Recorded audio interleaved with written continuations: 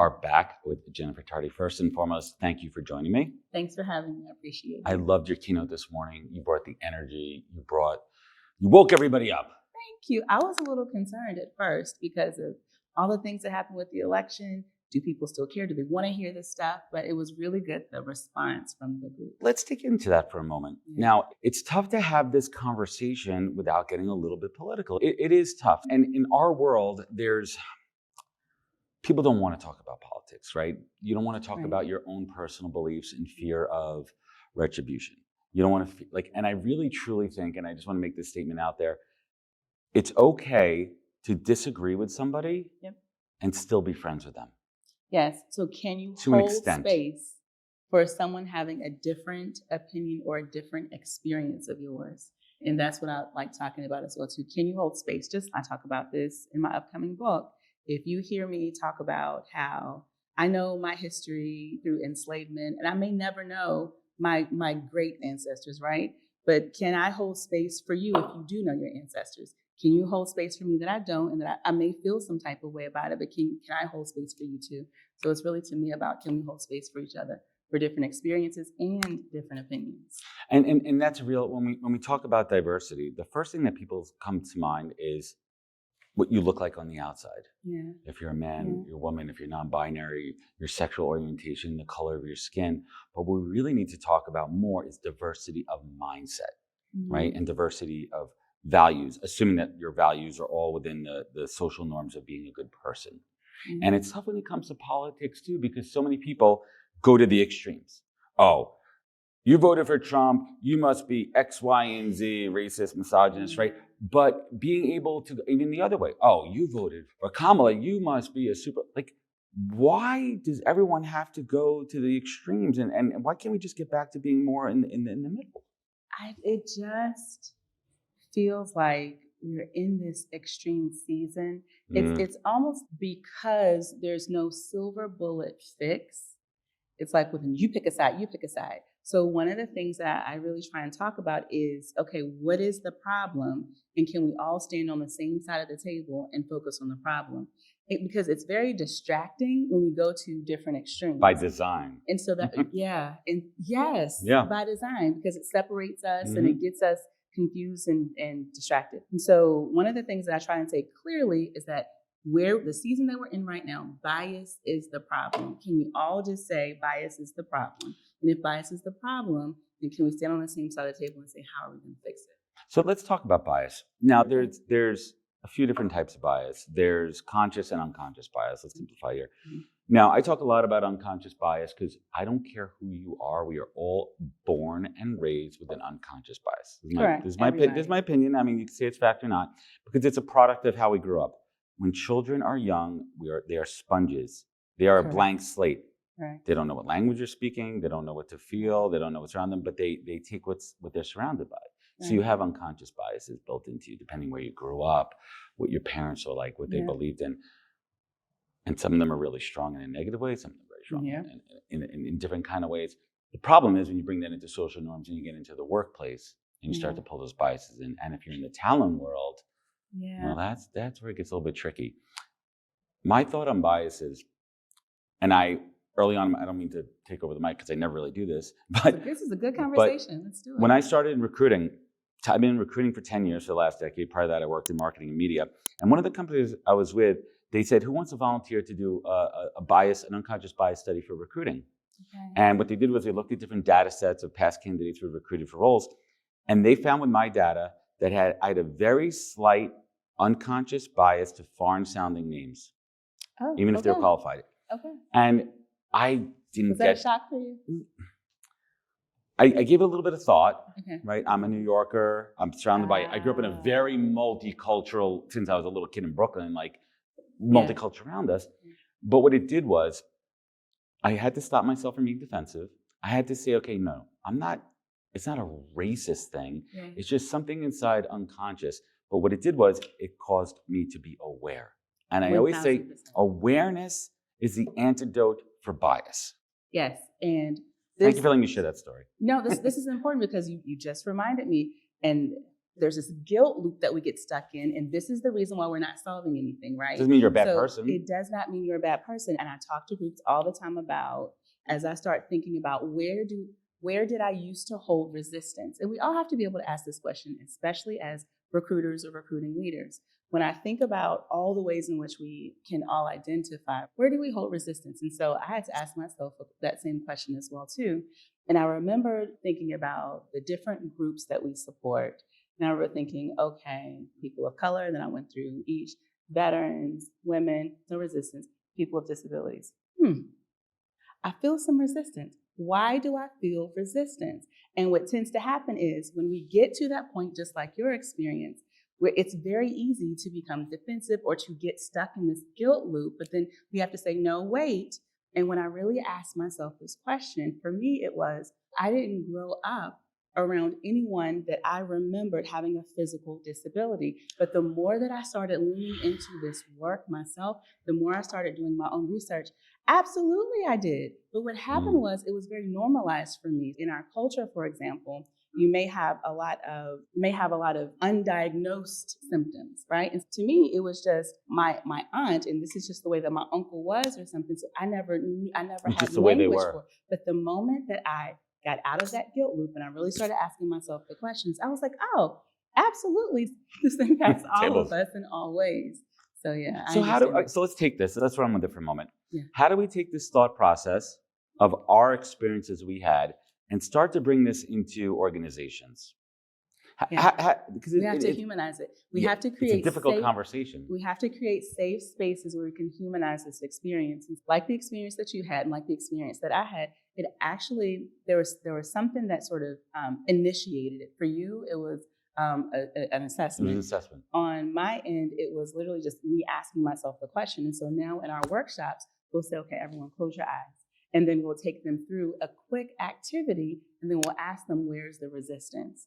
And then we'll lean into it more from there. But if we can't identify it, and if we can't create the safe spaces, it's going to be harder. But the second thing that I'll say too is language. And you may have heard me talk about this when I was on stage a few moments ago, where if we can just ensure that we have effective language that we can all use to lean into these conversations, the easier it's going to be.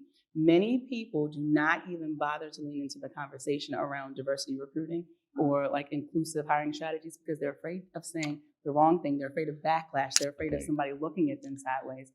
But if one of the first things that you can do as a TA leader or a leader is say, here's what we agree with in our workplace is effective language when we're talking about different groups. What I would love for you to do for folks tuning in who did not have the pleasure of your keynote, please let's revisit your piece on diversity. I loved how you framed this up of what diversity is and what it isn't.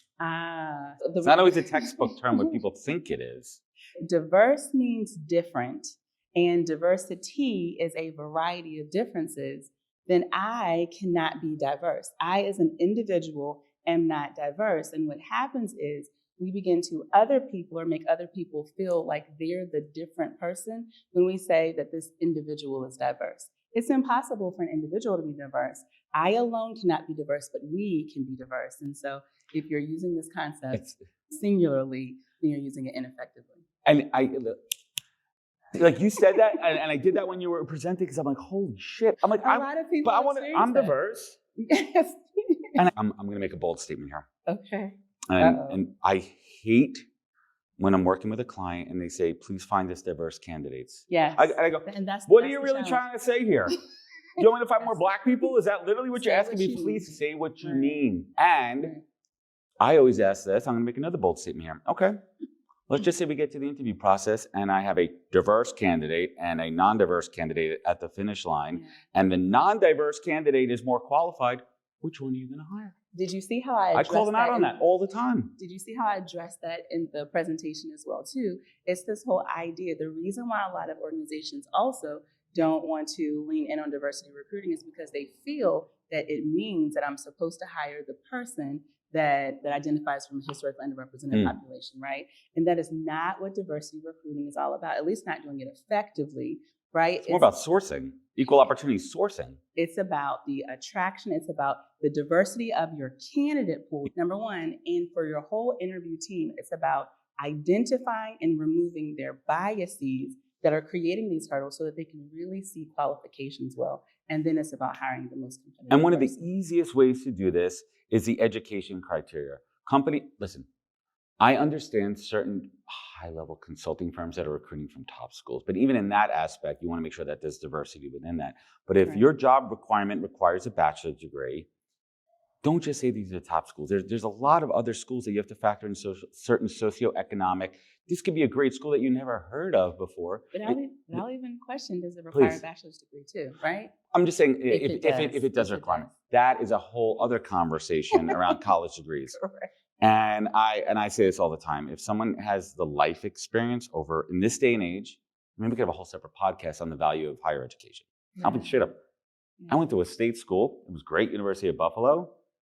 I didn't learn shit. No. But what I really learned, and I'm a recruiter doing a podcast here, and I'm doing just fine in life. But I mean, listen, what I think you learn in school, especially if you go away to schools, you also learn how to be an adult. Certain cases, you learn how to grow into. You find yourself in certain ways, relationships and everything. But other roles in certain companies, what's the value add? And no one is saying dismiss the idea of thinking about education or hiring people from colleges.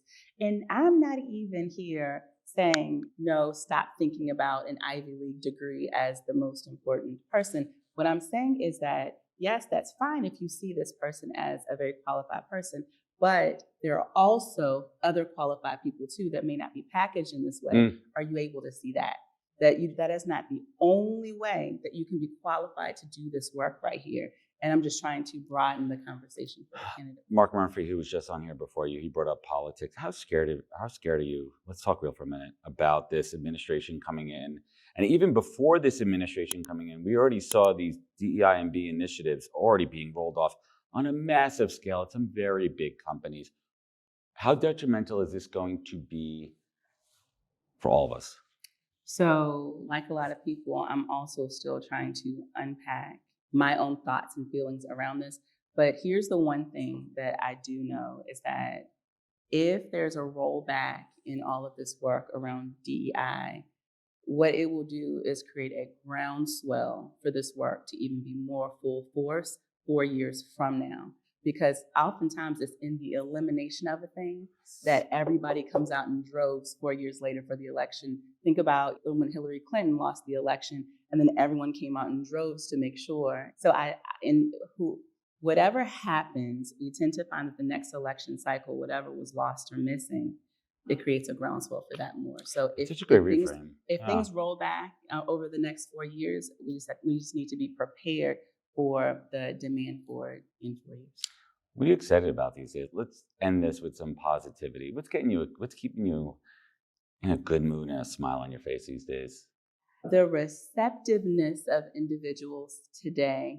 There are still so many organizations, so many workplaces that are very receptive, and they're just trying to find new ways of getting this work done. The concept that has me most excited today is this concept of lived experience intelligence. And based on all of our lived experiences, there's this intelligence that comes with that we don't give enough credit to. And the more we start getting people talking about what that is and what that means, I think it's really going to help with our initiatives to increase representation. And I think we need to do that more in the recruitment industry. We need to talk about life experiences and find ways to teach how to ask those questions and understand what we want to get out of them. It's a whole new line of questioning about life experiences and what you learn from them, and mindset shift and how you handle problem solving based on your life experiences, and most importantly, how you handle adversity and different levels of adversity in your life and how that affects you in the workplace to make you a more effective employee.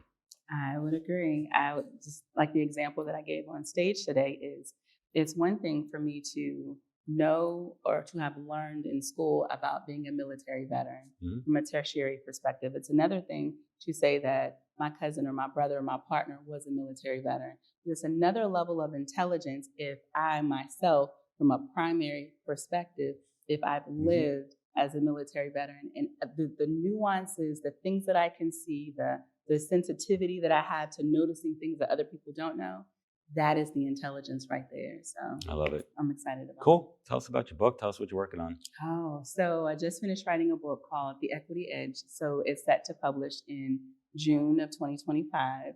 I'm very excited about it. And again, the first line of that book says, I am not diverse. Diversity is not because of me. So you can imagine the conversations that we're going to have. So I tell a lot of my own life stories in that book as well, too. And then I connect it to the greater concept of increasing diversity and retention. Who's the book for? Who should be picking it up? The book is for leaders, hiring managers, talent acquisition teams. And there's also segments of the book where we talk to the job seeker, where we say, here's what we've explained to the employer. Now, as a job seeker, I want you to understand what this means for your journey, too. So, I love it. And Jennifer, when that book comes out, please come back on the show. So where's home for you? In Maryland. All right, you're not too far. I'm up in New York. Okay. But when the book comes out, I'd love to have you do a live stream or something, because I think this is important conversations to have and continue to spread the word. Where could folks find you? Where could they connect? Where could they learn more? JenniferTardy.com. We have everything there, even down to our Increased Diversity newsletter. People can find us there. Jennifer Tardy, everybody. Thank you for joining me on the podcast. Thank you for having me. A pleasure.